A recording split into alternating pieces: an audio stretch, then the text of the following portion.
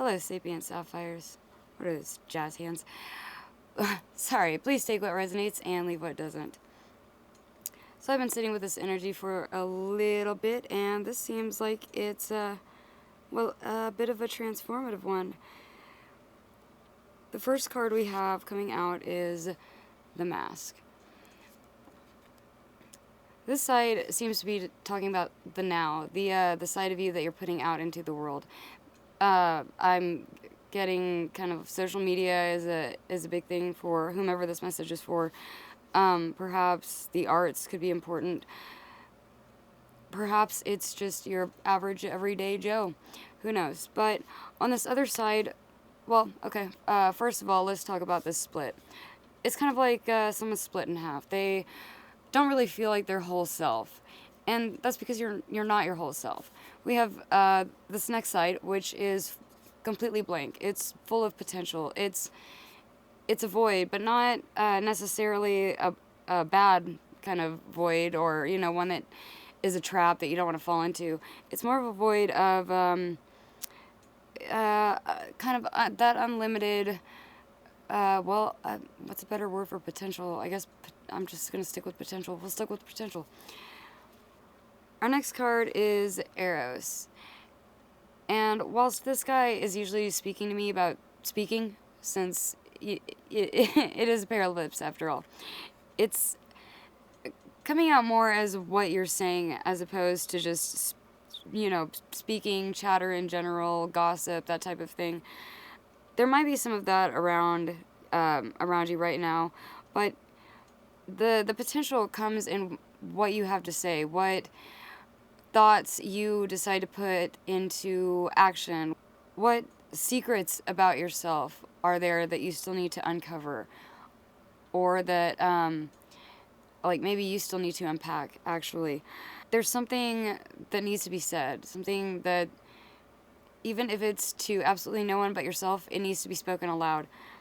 And it's through this unlimited potential of vocality, I'll say, that you're actually going to end up learning as you go. There's something to be learned out of speaking your mind, out of speaking your truth, or being your authentic self. That potential rising. There's something that's blossoming, and you might not be able to see it right now, but there is something coming out of that. Once again, usually I see the kind of negative areas on this, and the kind of like film negative as kind of like an ick energy, but a lot of these are coming out in a very positive light. All of these, actually. This is a card that, almost always does, because of the fact that it's talking about knowledge and wisdom and, just growth in general. But it almost feels like it has that expansive energy, but it has these bars around it. It's not always knowledge that everybody can handle, or that everybody wants to handle, I'll say.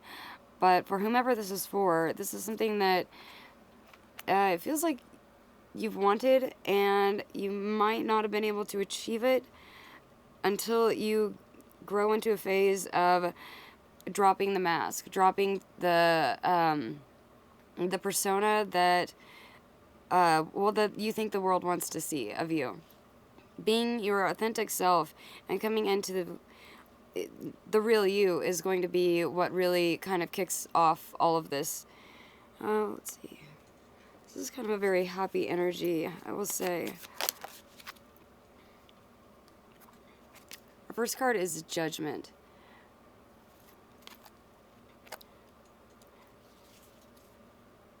This card for me is typically talking about that kind of what comes around goes around type of energy.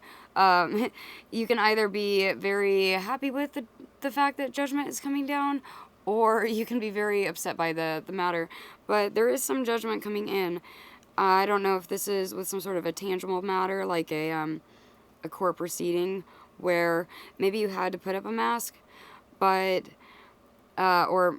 maybe not court proceeding, but maybe it could be some sort of a business venture where the unlimited potential that you need to progress actually comes out of the fact that you drop the persona. You drop the whatever labels or BS that that everyone, including maybe yourself, wants to put on you. Let's see. Page of Wands is our next card.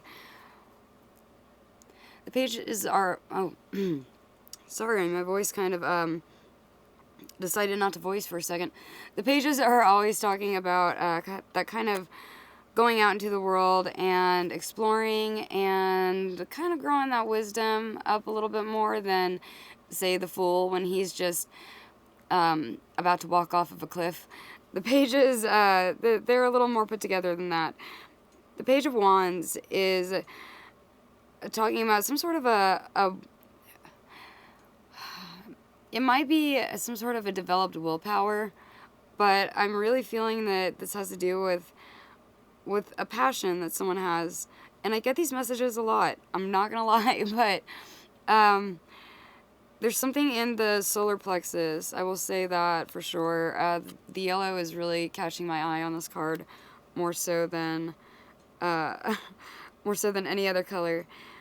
And it's all really going back to that sun energy. What makes you happy? What kind of gives you that vitality, that oomph, that drive to go on?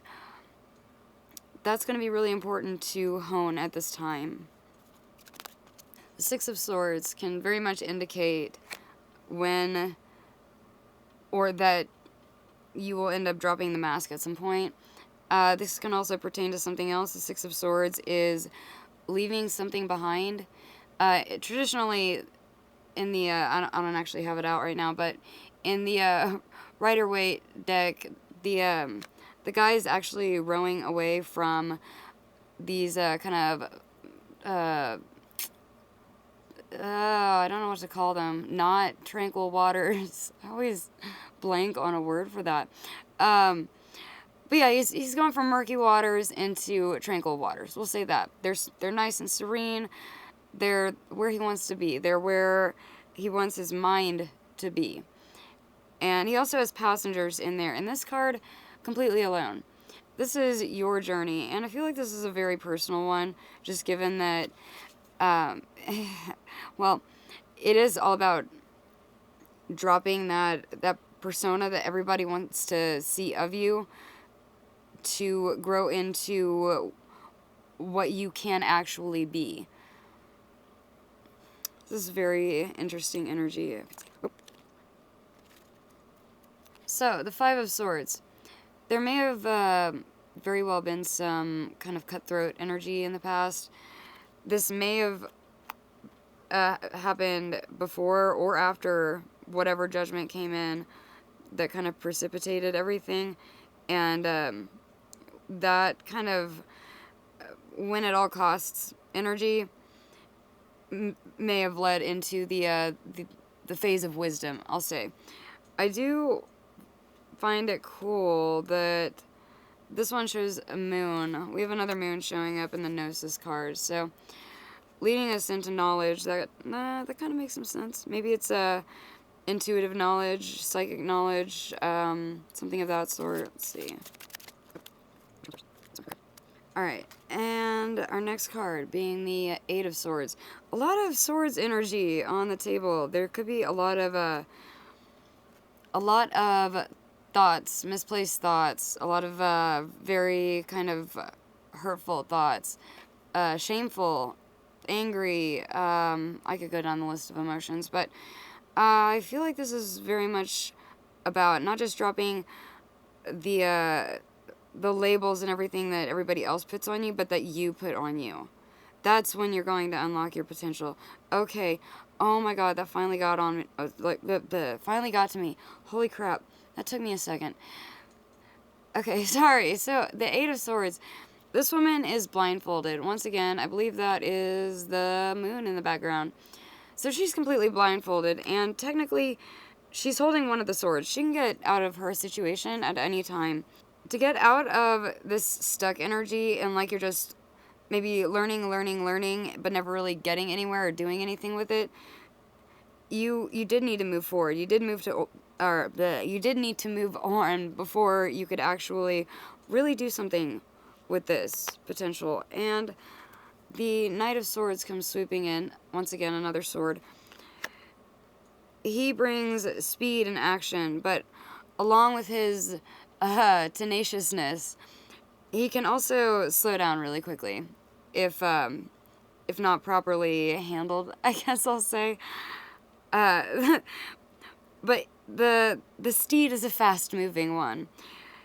He gets tired. He or she the horse just needs to get a drink at the pond every once in a while. This guy though is kind of coming out of the clouds like, I don't know. I'm getting a lot of Greek mythology, Roman mythology from that card. Very cool. But he's kind of swooping in. I'm definitely feeling that this is something that has to do with not just, well, okay, we have a lot of swords, but just because of his garb, I am going back to the Eros card, which is, well, not in every reading, but it's about speaking to me in a lot of different ways, whether it's negatively or positively, depends upon the energy I'm feeling.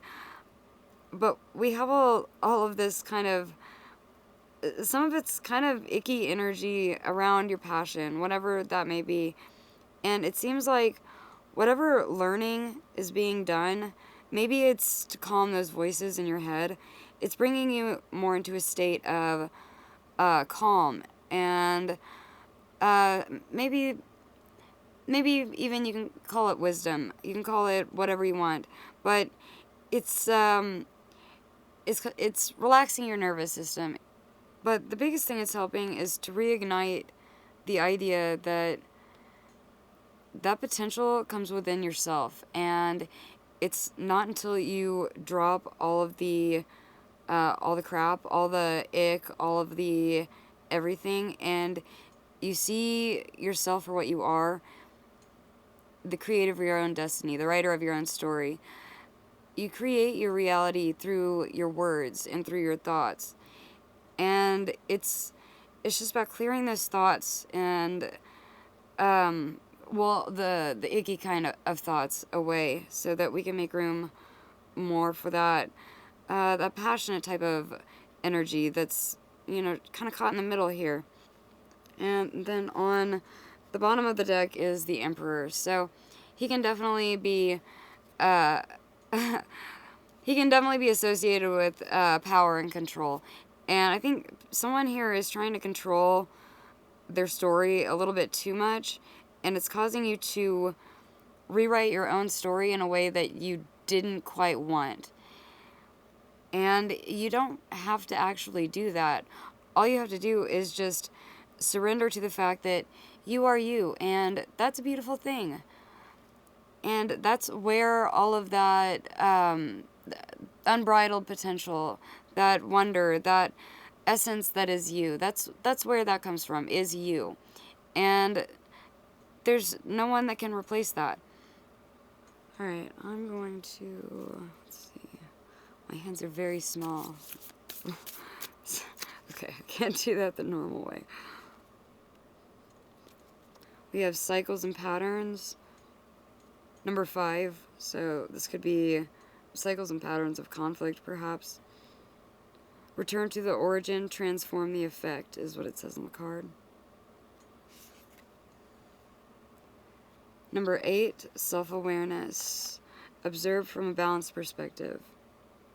And card number 25, freedom from fight, flight, and freeze. And this is bringing me back to that solar plexus, kind of just passion, willpower, all of these cards actually, and they don't all have glowing gold centers, but some of them do, and these definitely do. Cycles and patterns, like I said, and self-awareness. So, as I always say, meditation is a great way to kind of figure these things out, but I feel like this person is very much self-aware of what's going on, of the cycles and patterns that are transforming their life. And it's all about really taking grasp of the idea that you are the arbiter of your own reality. That idea is going to spark Oh God, I don't want to say a fire in you. That's cheesy, but I want to say it anyway. It's gonna spark a fire. It's it's gonna lead you back onto the path that you want to be on. So, yeah, may this find the right people at the right time. And thank you for watching. Bye.